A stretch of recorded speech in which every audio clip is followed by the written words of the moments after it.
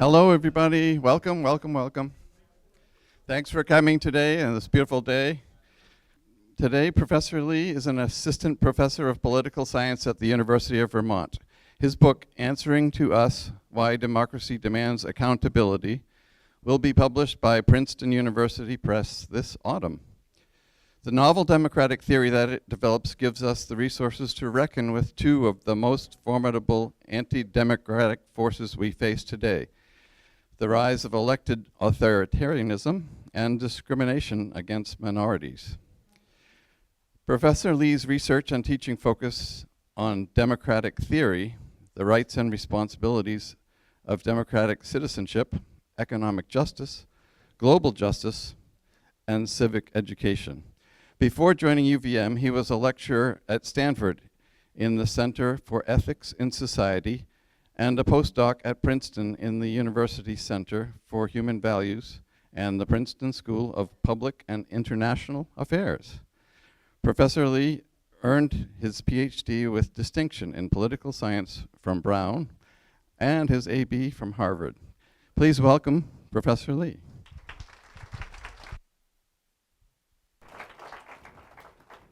Thank you so much for having me today. It's an honor to be speaking before you on the important topic of democratic accountability.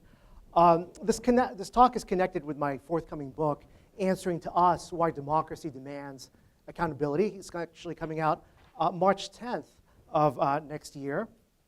And on today's agenda, we're going to ask about two questions. First, we're going to explain why self-government requires that we have rights to hold our public servants democratically accountable. And second, we're going to show that to protect self-government, two democratic duties are going to be very crucial. The first is the duty of oversight. So when our public servants commit an injustice, we have a responsibility to participate democratically to correct that injustice. And secondly, there's a duty of solidarity.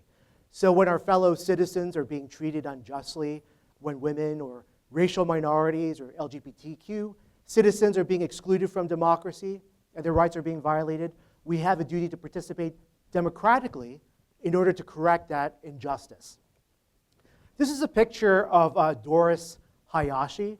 Doris Hayashi graduated from the University of California, Berkeley, with a degree in political science in the summer of 1942. But interestingly, she did not receive her degree until 70 years later. And that's because in the summer of 1942, after she had finished all of her coursework, she was sent to a concentration camp.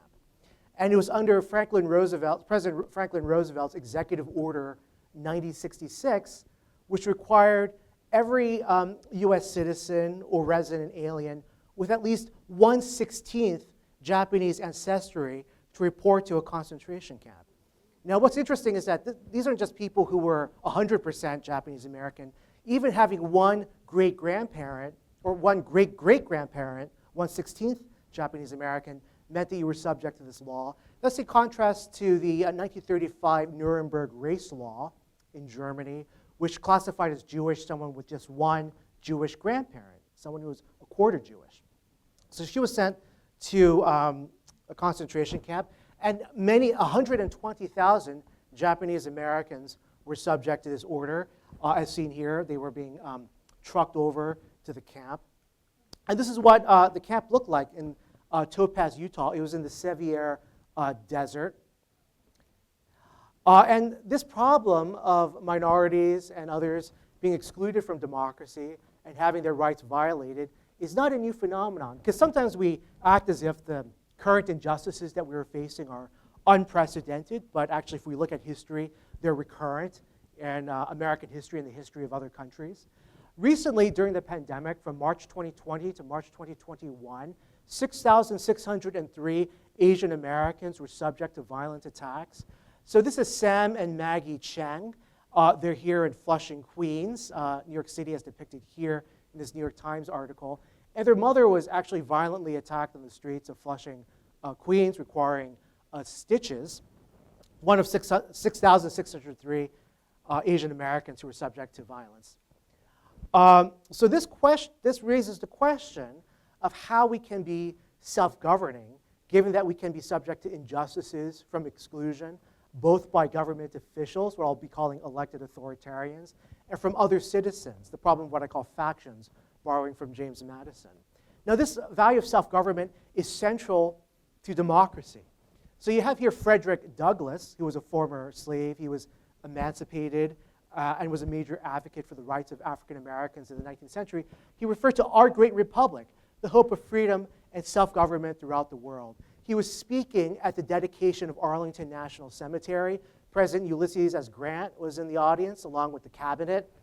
What's fascinating is that Arlington National Cemetery is actually located on the former site of the estate of General Lee. And what happened was, it was after the Battle of Cold Harbor, over 20,000 Union troops had been killed. Washington, D.C. was running out of burial space because of the massive casualties that were coming in. And so the quartermaster general of the army, who had just lost his son, turned to the hill where General Lee's, the head of the Confederate Army, his mansion was located, and said, he'll never be able to return home again. And he designated it a national cemetery, which is now the most hallowed ground of our republic. So Douglass was speaking at the dedication of Arlington National Cemetery. James Madison, one of the architects of the Constitution and our fourth president, said in Federalist 39 that, quote, "The first question that offers itself is whether the general form of the government be strictly Republican. It is evident that no other form would be reconcilable with the fundamental principles of the Revolution," he was speaking of the American Revolution, "or with that honorable determination to rest all of our political experiments on the capacity of mankind for self-government." So democracy requires government by the people, by the citizenry, self-government. And Abraham Lincoln himself said that no man believed more than I in the principle of self-government that lies at the bottom of all my ideas of just government from beginning to end. But a puzzle about self-government, and this is a picture showing some of the children who were sent over to the concentration camps during the Japanese-American internment, is how can we be self-governing? How can we be the ones in charge of our government when we're excluded from democracy?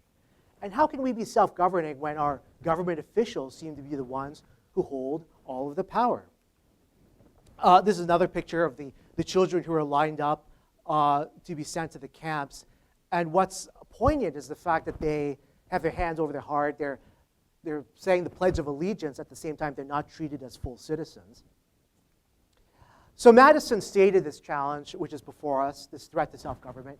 And he said in Federalist 51, the Federalist Papers were a series of newspaper editorials written by James Madison, as well as John Jay and Alexander Hamilton, to argue for the adoption of the Constitution, which was drafted in 1787, for the citizens of New York. Whether the citizens of New York, the most populous, important state at the time, ratified the Constitution was going to be pivotal as to whether it would work. And it was eventually ratified in 1788. Vermont, by the way, was the first state outside of the original 13 colonies that ratified the Constitution. Madison said in Federalist 51, "It is of great importance in a republic not only to guard the society against the oppression of its rulers, but to guard one part of society against the injustice of the other part." So these are the threats to self-government from elected authoritarians, the oppressions of its rulers. And the threat from factions is a threat to self-government of society against the injustice of another part. And the painting is by Gilbert Stuart. A lot of my students will confess to you that I think I have this hidden desire to be an art history professor, in addition to a political science professor, because I love art so much. So my answer is democratic accountability. So the first thing we must do is strengthen our democratic accountability rights over our public servants. Our public officials aren't kings. They work for us. They're our employees. They're our public servants. And democratic accountability requires a host of rights and institutions beyond elections. These are the rights and institutions that are currently being assailed today. And we must protect each other's inclusion in democracy through our democratic duties. These include the duties of solidarity, making sure we participate democratically when other citizens are being excluded, like the Japanese Americans. Oversight, so correcting the injustices of our public servants. And fidelity, which means our public servants should abide by the terms of democratic accountability and use the power of government, which we collectively own, justly. So my argument in the book is that when we hold our public servants democratically accountable and we protect each other's inclusion in democracy, we are freely self-governing or the ones in charge. So there's a competing popular will theory that I criticize in my book, which is centered on elections. Now, elections are going to be essential to democracy, but they're not going to be something that is sufficient for democracy. We need a lot else in addition to very important elections. So Joseph Schumpeter was one of the most important and influential democratic theorists of the 20th century. He wrote a book that was cited more than 70,000 times on democracy. And he argued that we're self-governing when we can elect the government. And the government's going to reflect the will of the people, the popular will. So he says here that the democratic method is that institutional arrangement for arriving at political decisions in which individuals acquire the power to decide by means of a competitive struggle for the people's vote. So if there's that competitive struggle, people are running against each other in an election, that's what democracy really is. And this is a view which is not just academic and abstract. It's influenced our highest public officials. So think of Chief Justice John Roberts. He's talking about the accountability of the president, and he's focused really only on accountability through elections. So Chief Justice John Roberts says this, quote, "The resulting constitutional strategy is straightforward. Divide power everywhere except for the presidency, and render the president directly accountable to the people through regular elections." So it tends to downplay mechanisms for accountability for the president in times other than elections, and our other rights such as freedom of speech, freedom of the press, as we'll see. But this view, this popular will theory, is really ill-equipped to explain exactly why elected authoritarians are undemocratic. Vladimir Putin, who's on the left, the leader of Russia, and Viktor Orban, who's the prime minister of Hungary, depicted on the right, were elected into office, but arguably they're undemocratic. And the popular will theory tends to delegitimate opposition to the president or prime minister. Because if the president or prime minister was elected, they represent the will of the people. So it's illegitimate to oppose not just the president, but in opposing the president or prime minister, you're opposing what the people want, the will of the people. And so President Erdogan of Turkey put this starkly when he said, "We are the people, who are you?" And this was also anticipated by President Woodrow Wilson when he wrote, quote, "No one else," he was speaking of the president, "represents the people as a whole, exercising a national choice. The nation as a whole has chosen him and is conscious that it has no other political spokesman." That's President Woodrow Wilson. And so on this view, the president represents the will of the people and it's undemocratic to oppose him.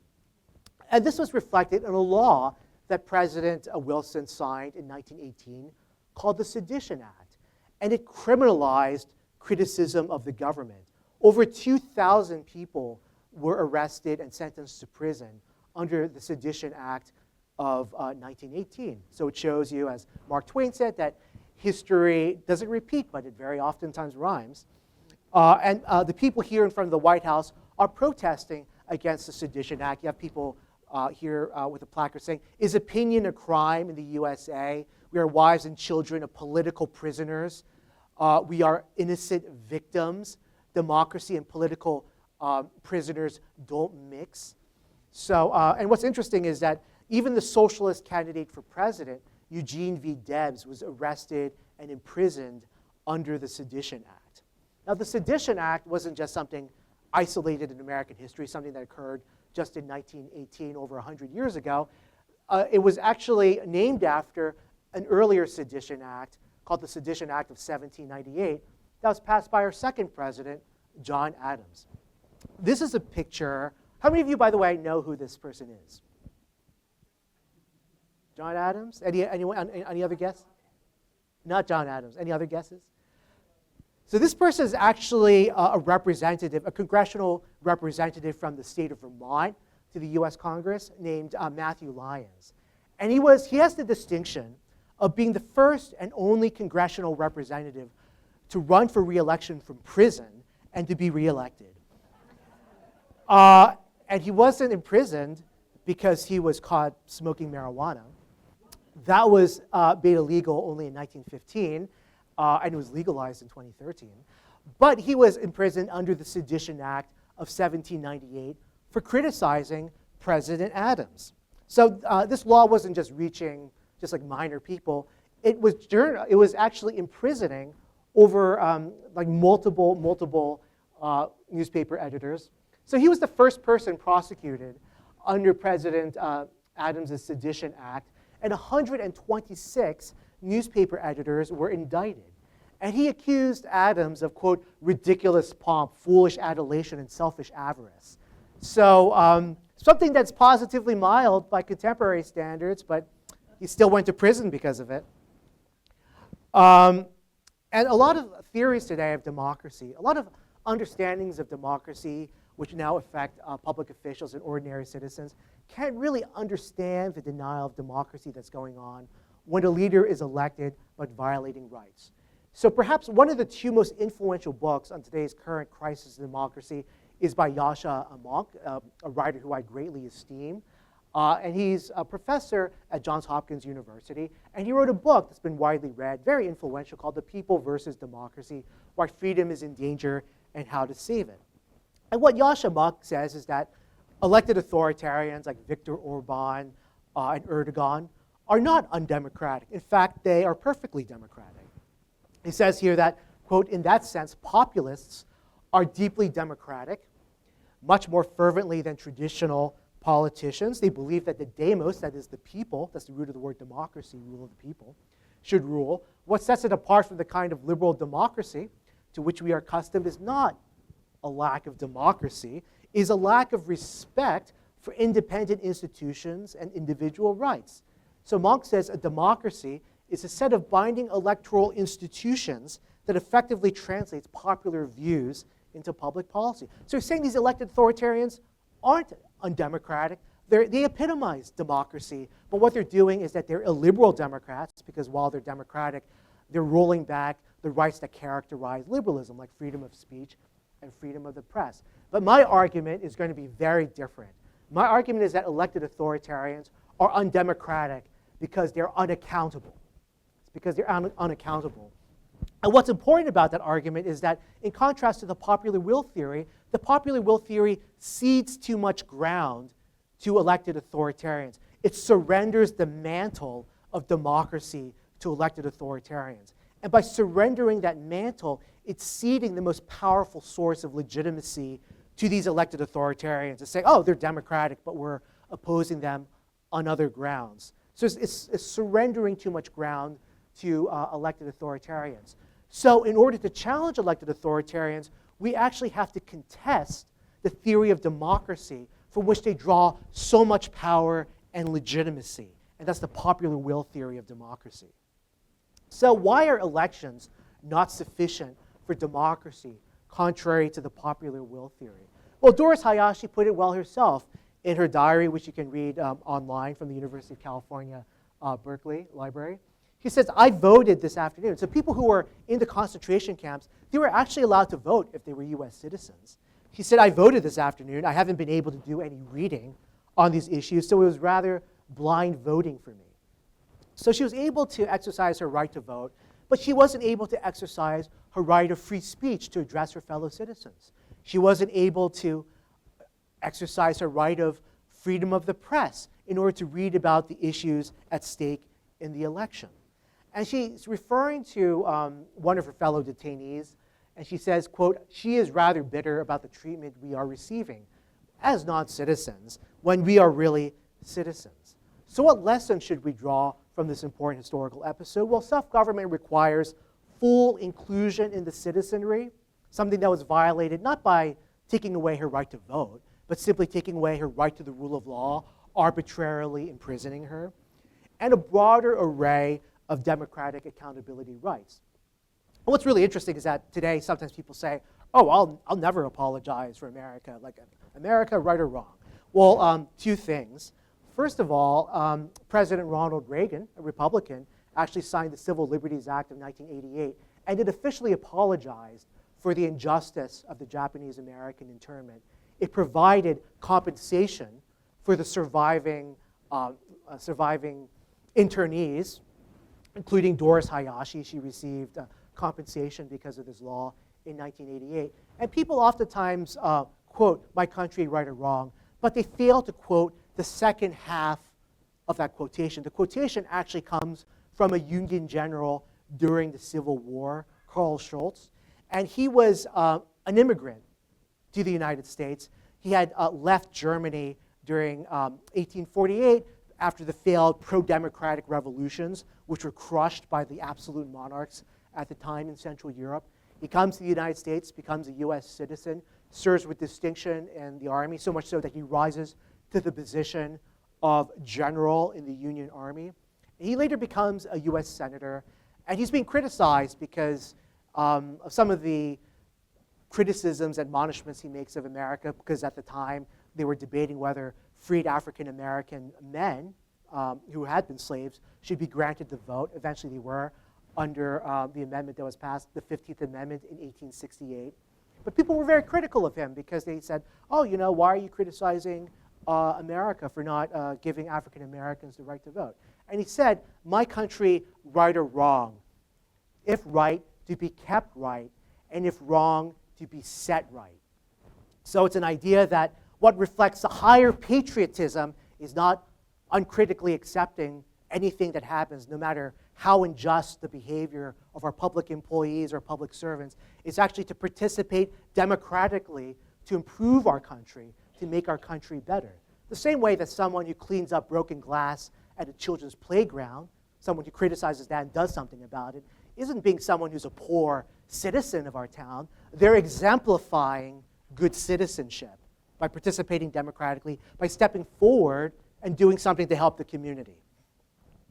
The popular will theory, which I criticize in my book, also gets rid of checks and balances on the president, as was anticipated by President Woodrow Wilson's quote and his passage of the Sedition Act of 1918. President Nixon's chief counsel during the Watergate hearings, he's speaking before the U.S. District Court for the District of Columbia. His chief counsel, James St. Clair, says the following remarkable quote. Quote, the president wants me to argue that he is as powerful a monarch as Louis XIV, only 4 years at a time, and is not subject to the processes of any court in the land except the court of impeachment. So he's saying that the president should rule like a king for 4 years and is only checked by elections and impeachment. And Joseph Schumpeter expressed something similar when he said that, quote, the voters must understand that once they have elected an individual, political action is his business and not theirs. The practice of bombarding them with letters and telegrams, for instance, ought to come under the same ban. So once the president is elected, you should step aside and allow them to govern. That's Schumpeter's view, as well as President Nixon's view and James St. Clair's view. But what's interesting is that after the revelations about Watergate, impeachment wasn't just triggered by people in Congress. What happened was that Congress was flooded with 150,000 telegrams from ordinary citizens like you and me, urging Congress to act. And the very next day, Congress introduced a resolution in order to investigate President Nixon for Watergate and to start impeachment hearings. So it was really the activity of ordinary citizens which was pivotal. This was the kind of government that Nixon wanted. On the right is King George III, who was king during the American Revolution of the United Kingdom and the American colonies. On the left was King Louis XIV, who James St. Clair, President Nixon's lawyer, referred to. The painting on the right is by Alan Ramsay, the famous British portraitist. But our nation is dedicated to a very different principle than the rule of kings. President Nixon actually tried to emulate having a royal guard. So on the left is a picture of the uniforms that the White House debuted for the presidential guard, kind of Praetorian guard. And it received massive ridicule from the public. So there was an editorial cartoon that appeared in the Washington Post of Nixon parading around with what Matthew Lyons, the representative from Vermont, would call pomp and adulation. But people really made fun of and reviled this attempt for a president to attempt to become a king. And so these uniforms were very quickly discarded the next day. So they didn't even last 24 hours, this attempt, at the time in the early 1970s, to make a president a king. And so America is dedicated to a very different principle than the rule of kings. It's dedicated to the idea of self-government, as we saw with Frederick Douglass, Abraham Lincoln, and James Madison. This is a painting of Washington crossing the Delaware River. And most recently, there was a No Kings protest back not too long ago, and there should be another No Kings protest soon. And a team out of Harvard and the University of Connecticut estimated there were between 3 and 5 million people who showed up to the first set of No Kings protests, making it the largest protest in American history. So another problem with the popular will theory is that it's really antithetical to, it's opposed to, it's anathema to the founding principles of the American Revolution. As Thomas Jefferson wrote in his notes on the state of Virginia, quote, "An elective despotism was not the government we fought for." And so the election-centered view cannot explain how we can be self-governing or the ones in charge of our government between elections. How can we be the bosses? And the time between elections is precisely when officials are actually in power. They're wielding the force of government and can subvert the next election, as Nixon did. We oftentimes forget that Watergate was an attempt to compromise the integrity of the election of 1972 by breaking into the headquarters of the Democratic National Committee at the Watergate Hotel. So if we leave the president unaccountable, as Chief Justice John Roberts argued for and President Nixon argued for between elections, they can subvert the integrity of the next election. So we need additional democratic accountability rights of free speech, freedom of the press, protest, petition, and the rule of law, and institutions for mediated accountability in order for us to rule, for us to be self-governing between elections. On the right to petition, by the way, I highly recommend a book called Democracy by Petition by the chair of the government department at Harvard, Daniel Carpenter. The popular will theory is also problematic for lacking democratic duties, the responsibilities of ordinary citizens. And we have to remember that Supreme Court Justice Louis Brandeis said that the most important office in a republic is the office of the citizen. But contrary to that, Senator Stephen Douglas, who was debating against Abraham Lincoln to become a senator back in 1858 in the Lincoln-Douglas debates in Illinois, Senator Douglas tries to capture this idea of self-government by claiming that it involves just unchecked rule involving elected officials who are unaccountable between elections. And Senator Douglas says that, quote, "I look forward to a time when a state shall be allowed to do as it pleases. If it chooses to keep slavery forever, it is not my business, but its own. If it chooses to abolish slavery, it is its own business, not mine. I care more for the great principle of self-government, the right of the people to rule, than for all the Africans in Christendom." That's what Senator Douglas said. But this view is profoundly self-defeating. It's self-defeating because it can't explain how all the governed can be self-governing. Here's a little thought experiment. Assume that the majority, or rather the plurality, the largest group of citizens who wins an election, can do whatever it wants under this popular will theory. Say that about 52% of voters turn out to vote in an election. Half of them vote for a candidate. So the candidate has the support really of only 26% of the population. Those citizens want to disenfranchise the other 74%. So already, after just one round of disenfranchisement, this popular will theory has become self-defeating because it means the rule of 26% of citizens over all the rest. And if you repeat that procedure one more time, 56% of voters show up, half of them vote to disenfranchise all the other citizens. Only 13.3% of voters are ruling over all the rest. And you can repeat this process until you have 3 people ruling over a citizenry of 330 million. So clearly, unless democracy includes responsibilities and democratic duties, it's going to be profoundly self-undermining. And this is an argument, by the way, that's made by my friend Joshua Ober in the book Demopolis from Cambridge University Press. So what does self-government instead mean in contrast to Senator Stephen Douglas? Well, Abraham Lincoln said this during the Lincoln-Douglas debate. When the white man governs himself, that is self-government.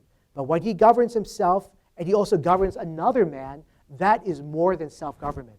That is despotism.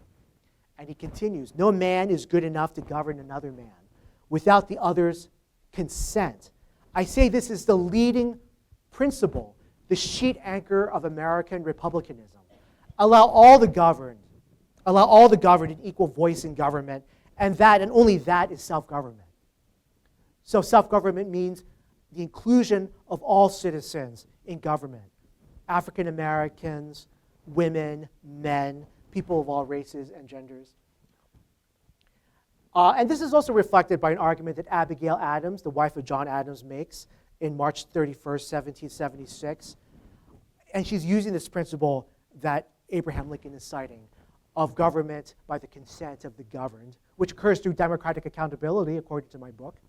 I desire you would remember the ladies and be more generous and favorable to them than your ancestors. Do not put such unlimited power in the hands of the husbands. Remember, all men would be tyrants if they could. If particular care and attention is not paid to the ladies, we are determined to foment a rebellion and will not hold ourselves bound by any laws in which we have no voice or representation. So if women are not allowed consent to the government, if they're not included in the government, they're going to be deprived of self-government, and it's going to be deeply undemocratic, even if you have an election. Adams writes 2 weeks later, and he says, as to your extraordinary code of laws, I cannot but laugh. We have been told that our struggle has loosened the bands of government everywhere, but your letter was the first intimation that another tribe, more numerous and powerful than all the rest, were grown discontented. Depend on it, we know better than to repeal our masculine systems. So it took 2 weeks to reply, like, John, you left me on read for 2 weeks. Like, you didn't reply to my text. So John Adams really was acting undemocratically, as he did before with the Sedition Act of 1798, but this time by the denial of democratic accountability rights for women. So how do we respond to the exclusion of our fellow citizens, African Americans, women, from democracy? Well, one view is that it's really up to elites. It's up to institutions. It doesn't really acknowledge a place for ordinary citizens. So Stephen Levitsky, who's a professor formerly at Harvard, now at the University of Toronto, and Daniel Ziblatt, who's at Harvard, they write in this book that's been massively well-read and is very influential, called How Democracies Die. I encourage you to read it. It's an excellent book. But they argue something I contest, which is that, quote, individual voters worry about much more mundane things, as is their right. It is up to elites and institutions to protect democracy, not voters. So this view is oftentimes drawing from James Madison and this idea of checks and balances, institutions coming to our rescue. But James Madison himself opposed this view.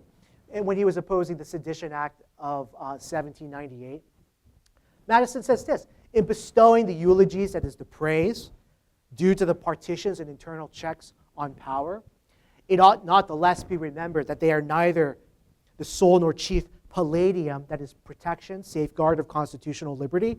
The people who are the authors of this blessing must also be its guardians. So Madison is taking a position that's very different than Levitsky and Ziblatt, that we have a duty as democratic citizens, a responsibility in the office of the citizen to protect each other's inclusion and democracy. So how do we respond to the exclusion of our fellow citizens from democracy? My answer is that we have a democratic duty of solidarity to come to the rescue and protection of our fellow citizens. And Representative John Lewis, who was a prominent ally of Martin Luther King in the civil rights movement, he was the head of the Student Nonviolent Coordinating Committee. So at the time, he was very young, a college student. He said here this, Dr. Martin Luther King, quote, said, we are all complicit. We all participate in the injustice. We're all complicit when we tolerate injustice. He said it is not enough to say it will get better by and by. He said each of us has a moral obligation to stand up, and speak out. When you see something that is not right, you must say something, you must do something. Democracy is not a state, it is an act. And each generation must do its part. It's Representative John Lewis. And this is how previous movements to secure justice for our fellow citizens, to secure self-government for all citizens, worked. This is a picture of a demonstration in March 3rd, 1913, the day before President Woodrow Wilson was inaugurated. And this was a women's suffrage parade. It drew a crowd of 250,000 people, 250,000 people. And this was when America had a population of only 130 million versus 330 million people today. And you had women representatives of the different professions. You had women doctors, women nurses, women business leaders, women architects, women artists who were participating in this, as well as representatives from women colleges like Bryn Mawr and Wellesley, as you see in this picture. And in this program, this is the official program of the women's suffrage procession in an absolutely gorgeous watercolor, March 3rd, 1913. And what's interesting is that the suffragettes at the head of this procession wore all white. And so there was a recent picture from Congress, and the women's representatives in the House of Representatives were wearing all white. And it was in honor of that procession in March 3rd, 1913, the day before the inauguration of President Woodrow Wilson. And they're commemorating those suffragettes and the work that they did to secure the right to vote for women that eventuated with the 19th Amendment. And this has caused, these women's rights movements have not only secured a right to vote for women, but they've also secured greater opportunity and inclusion for women more generally, including in our economy. This is a picture of Anna Lee Fisher. She's the first mother to go into outer space, the first mother who became an astronaut. And one of the NASA photographers took this absolutely iconic photo of Anna Lee Fisher as an astronaut when she's suiting up to prepare to go into space. But it's the effort of ordinary citizens that makes possible this inclusion and greater opportunity for all citizens. And this democratic duty of solidarity was expressed well by former Attorney General Merrick Garland when he was in office. He said, "We are all Americans, and we must protect each other. The Justice Department, even the Congress, cannot alone defend the right to vote. The responsibility to preserve democracy and to maintain faith in the legitimacy of its essential processes lies with every elected official and with every American." And Merrick Garland was not only the former Attorney General, he was former Chief Judge of the Circuit Court of Appeals for the DC Circuit, which is the level right below the Supreme Court. And Martin Luther King echoed this line in 1963 in the March on Washington for Jobs and Freedom. He said, "Many of our white brothers, as evidenced by their presence here today," he was speaking about solidarity, "have come to realize that their destiny is tied up with our destiny. And they have come to realize that their freedom is inextricably bound to our freedom. We cannot walk alone." So when King says we cannot walk alone, it means we have to act in solidarity in order to protect people's freedom. It might be the case that a minority, a small group of people whose rights are being violated are numerically small, but they can become a numerically large, they can become an electorally efficient majority when we join them in solidarity and participate democratically. And so King led a campaign in Birmingham, Alabama, to end segregation at lunch counters and hiring.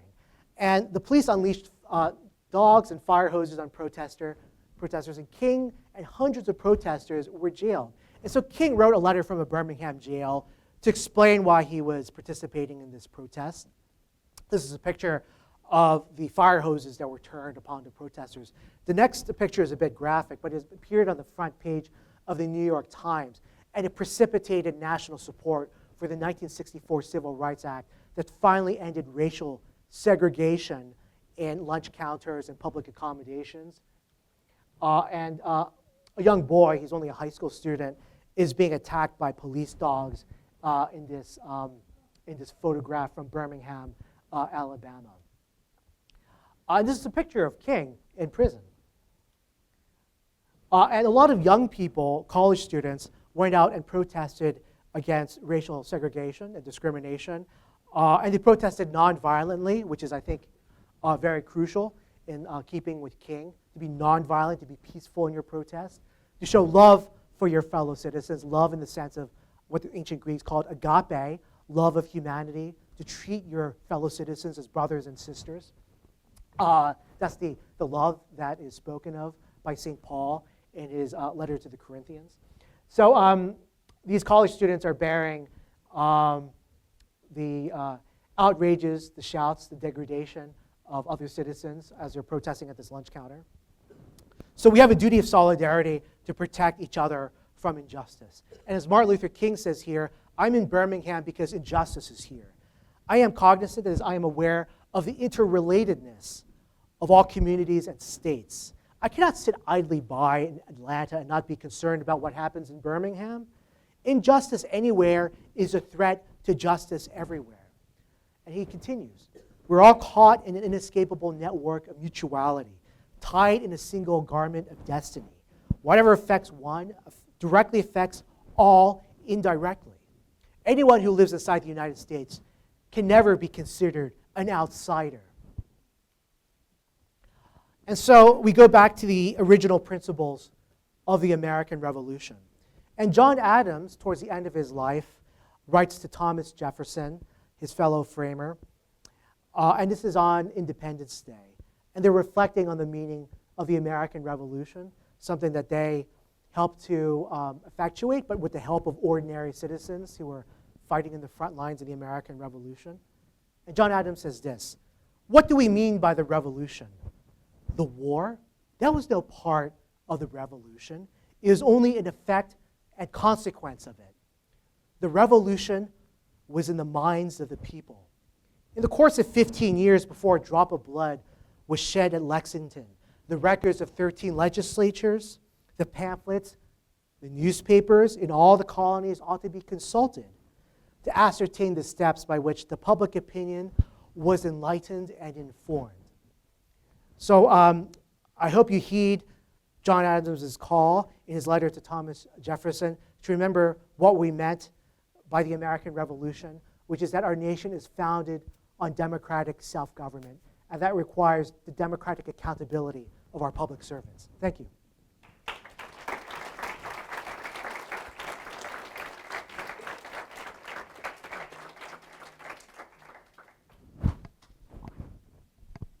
Thank you, Professor Lee. And if you have a question, just raise your hand and I'll bring the microphone over to it. And here's the first one over here. And regarding elections, when 10% of the population controls so much of our national wealth, for example, the past election, one man contributed $248 million to elect our current president. How can we ever become a true democracy?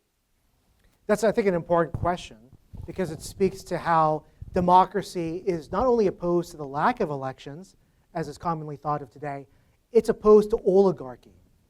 And this was something that current political scientists have lost sight of, and some public officials too, but it's central really to the political thought of Aristotle when he contrasted democracy with oligarchy or the rule of the rich. And in fact, democracy was founded in revolt against an oligarchy in ancient Athens, where the ancient Athenian democrats, led by Cleisthenes, overthrew a set of oligarchs. And the oligarchs then attempted to seize power again with the help of a foreign power called Sparta. Sorry, there was a little bit of a Freudian slip. And it shows you how history rhymes, right? And the foreign oligarchs, the Spartans with the domestic oligarchs, they initially overthrow the Democrats, but then Cleisthenes comes back and reasserts democracy. So bringing it back to the present day, I agree with you that it is toxic to our democracy to have the rule only of the rich, have democracy only responsive to the needs of wealthy people. And in fact, there was a Supreme Court case in 1973 called Buckley v. Vallejo. And that Supreme Court case struck down campaign finance expenditure limits, limits on how much campaigns could spend on elections, limits that are very common in other democracies but not present in the United States. And it was a conservative Supreme Court justice named Byron White, who was appointed by a Republican, who cautioned that it was a mortal threat to our republic to allow the unabated influence of money. So I think that we should work together in order to pass campaign finance reform, and if needed, to pass a constitutional amendment needed to overturn Buckley v. Vallejo and Citizens United. And reforms to campaign finance actually have bipartisan support. A majority of Republicans and a majority of Democrats both think that the present system is incredibly corrupt and allows too much influence for money. That's undermining democratic accountability to us as citizens. But thank you for that question.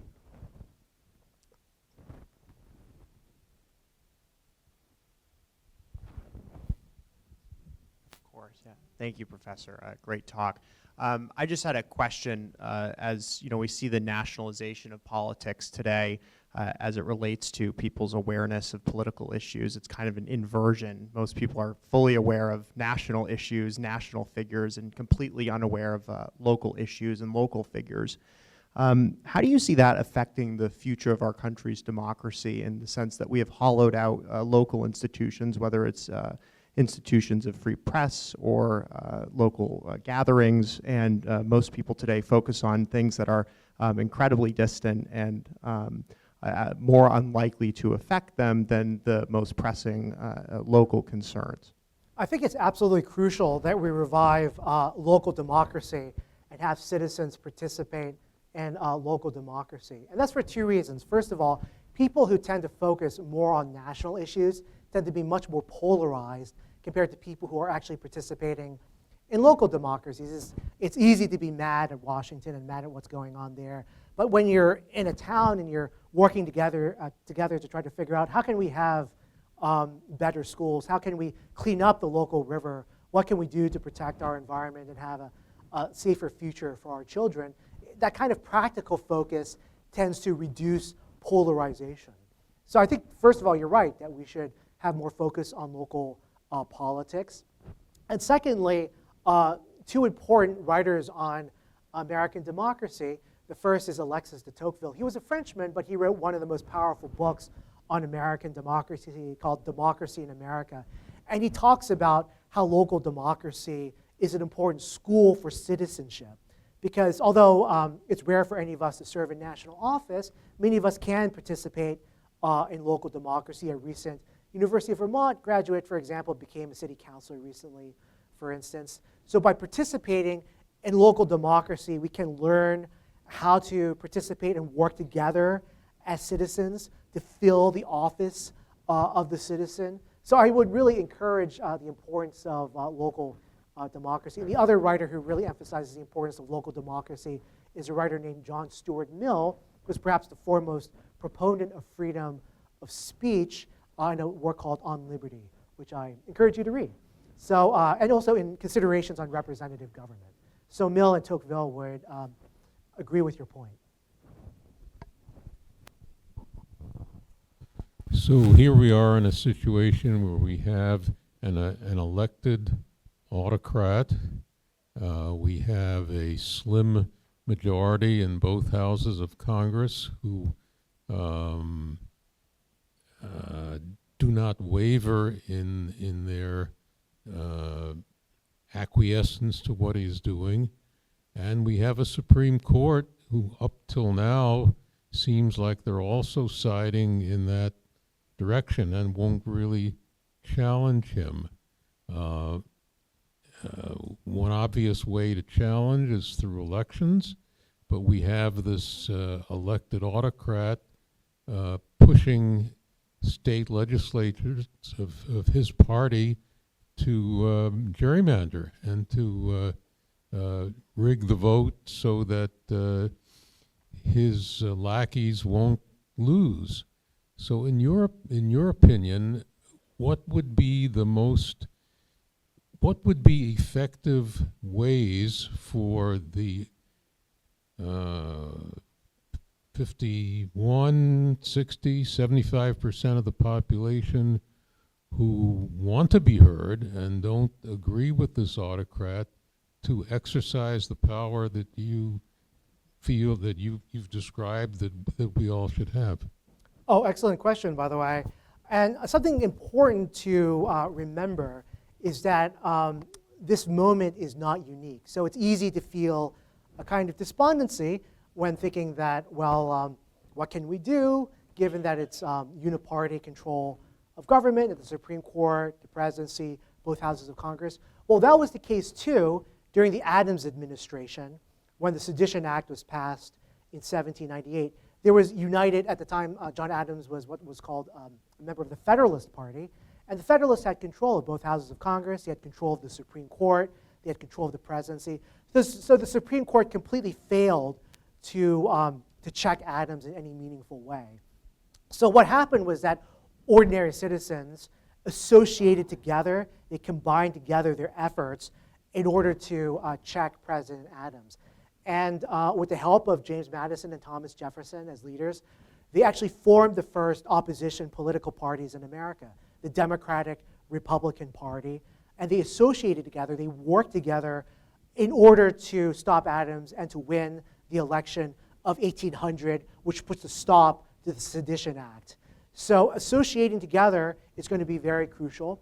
Edmund Burke, who is an Anglo-Irish statesman, said very aptly in his thoughts on the present discontents. He was writing in 1780 about the power of King George III, who was really pushing back against and depriving Parliament of its proper prerogatives and powers.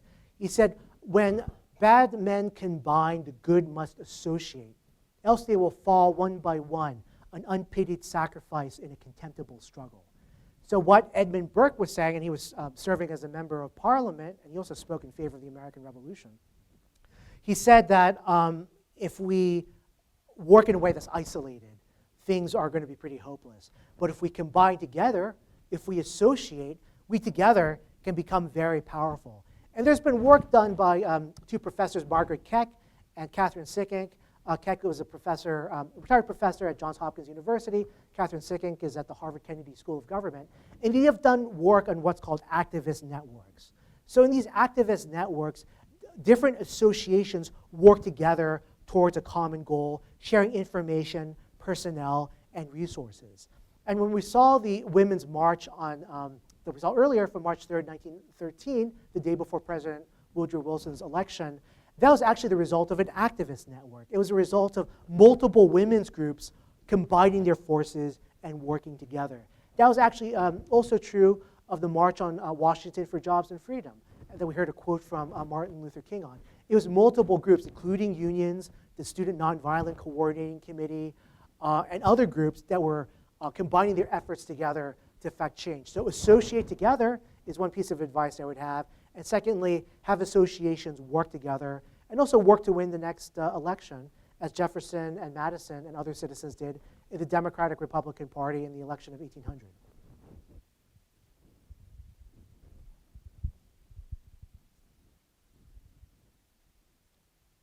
I found your talk sort of inadequate on a couple of fronts, which is you frequently sort of blow through the whole idea of citizenship and acknowledge that in the past the United States didn't let everybody vote, and that is fairly central to what's going on now, is that there are a large number of people in the workforce and in the country who are excluded from the polity. And it just seems like to skip that in this talk is, I mean, to miss a huge part of the story. And further, you seem to be talking up a version of liberalism that the voters have rejected, and that Trump isn't the solution to the version of liberalism that the voters rejected, in my mind, but to pretend that we can just go back to this liberalism that wasn't really advocating for the people, but instead was just advocating as a self-serving bureaucracy that was living on top of the people. It's just that it was a very incomplete presentation, I feel. Can you, before I answer your question, explain what you mean by liberalism?